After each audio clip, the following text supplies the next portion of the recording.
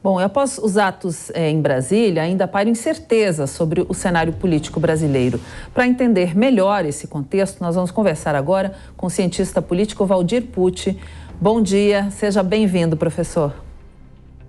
Bom dia, eu agradeço o convite mais uma vez. Na verdade, boa tarde já, me desculpa, boa tarde.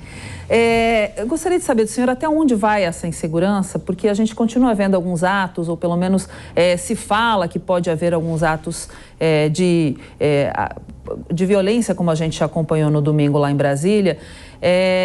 As investigações, inclusive, apontam para isso. Essa insegurança que a gente vive hoje em dia no Brasil, qual é o prejuízo disso tudo para a nossa economia, para a nossa política? Bom, vou começar pela questão econômica, que eu acho que ela é muito importante. Nenhum investidor, ele vai colocar o seu dinheiro, isso é uma praxe, ele não coloca o seu dinheiro onde ele não tenha segurança. Segurança jurídica, segurança da estabilidade daquele país, ou seja, a partir do momento em que nós tivemos esses atos de ataque aos poderes, aos prédios públicos, no domingo, isso pode gerar uma insegurança dentro do investidor internacional. As bolsas de valores, elas têm refletido uma certa estabilidade desde domingo, mas isso não quer dizer que se esses atos voltarem a se repetir, isso não possa gerar um prejuízo econômico ao país, justamente com uma diminuição do investimento, principalmente estrangeiro, para o Brasil, dessa forma gerando uma diminuição do crescimento econômico do país. Vamos chamar novamente o professor Valdir Pucci. Professor, a gente viu aí os órgãos querendo realmente responsabilizar quem cometeu esses atos, quem apoiou a depredação lá em Brasília e cobrar também indenizações pelos danos causados no domingo. Isso, essa é a resposta mais eficiente, principalmente que o governo pode dar, o poder constituído pode dar aos atos praticados, à barbárie praticada neste final de semana. Ou seja, a punição, ela tem que ocorrer, a punição independente de quem sejam os culpados, havendo o crime, havendo a comprovação da culpa, do dolo, essas pessoas devem ser punidas seguindo-se, por óbvio, o devido processo legal, seguindo-se a legislação brasileira, a lei brasileira que pune esse tipo de crime. Então, que vá desde a incitação, porque até o ato de incitar as pessoas a praticarem esse tipo de violência, como o próprio ato, como a gente está assistindo, de depredar patrimônio público, tudo isso deve ser devidamente investigado para justamente, com a punição, não incentivar ou desestimular qualquer pessoa que pense em repetir esses atos em qualquer lugar do país, na verdade. Professora, a pergunta agora é do Diogo Schelp.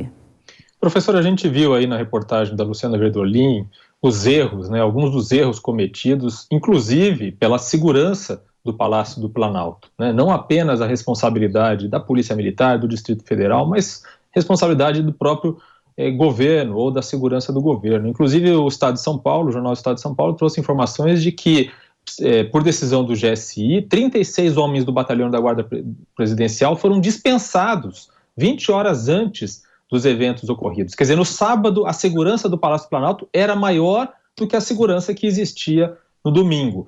É possível, então, conforme essas investigações avancem, responsabilizar, até criminalmente, talvez, ou administrativamente, os próprios servidores responsáveis pela segurança do Palácio do Planalto?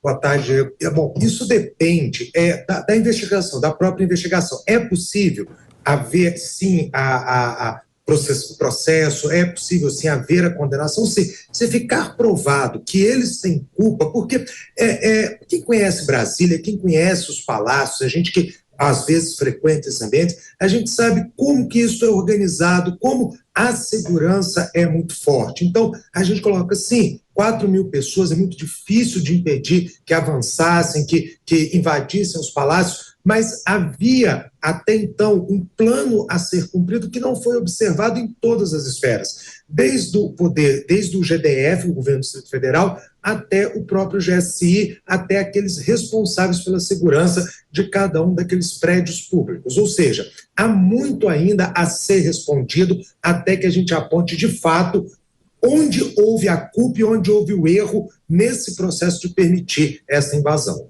Bom, vamos chamar novamente agora o professor, o cientista político Valdir Pucci. A gente estava conversando sobre esses atos políticos e as incertezas após esses atos violentos de Brasília. Professor, como sai a direita do brasileiro após esses atos e as atitudes que estão sendo tomadas pelas nossas autoridades? Bom, primeiro a gente tem que dividir que direita, né? Porque nós temos duas direitas que podem ficar muito claras aqui. Uma direita radical, e essa sai muito enfraquecida de todo o processo, não há o que se discutir em relação a isso, ou seja, aquela direita que prega um golpe de Estado, aquela direita que prega derrubada da ordem institucional, essa sai bastante enfraquecida, essa vai estar com muitos problemas para se explicar junto à sociedade e à justiça. Agora, eu acho que é um grande momento para a direita séria deste país se reorganizar, ou seja, ela buscar líderes, ela buscar pessoas que representem de fato um pensamento conservador, um pensamento liberal, sem o radicalismo. Eu acho que o importante é isso, a direita ela tem que renascer a partir de agora, sem o radicalismo, sem o discurso radical, focando naquilo que ela realmente quer representar, ou seja, uma visão conservadora e, ao mesmo tempo, liberal na sua economia. Diogo?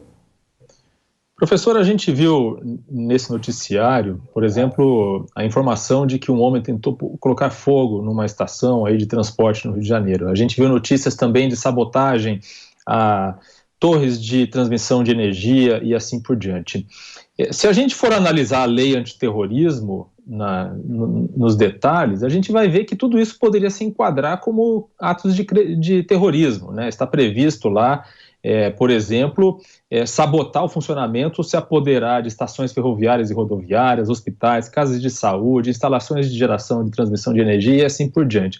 No entanto, essa lei não prevê a motivação política, né, na sua definição.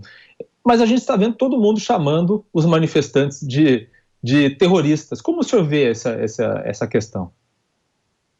Bom, primeiro, eu acho que você colocou muito bem, Diogo, a questão da própria legislação não tratar atos políticos como ato terrorista, porque foi uma decisão do legislador quando criou essa lei. Agora, se a gente for pensar no que é o terrorismo, a gente também tem que tomar um pouco de cuidado no uso do termo, porque terrorismo quer causar pânico dentro de uma sociedade. Isso é que é o terror político, é causar pânico dentro de uma sociedade. E, felizmente, os atos praticados não causaram pânico na sociedade, causaram, muito pelo contrário, uma resposta imediata das autoridades. Agora, acredito que a gente tenha, e para isso que existe o Congresso, que a gente tem que fazer uma revisão na própria legislação, no próprio entendimento do que nós consideramos como país atos terroristas. Nós já temos uma classificação da lei antiterror. Será que ele precisa ser ampliado? Porque também a gente tem que lembrar o seguinte, independente do termo terrorista ou não, a legislação consegue punir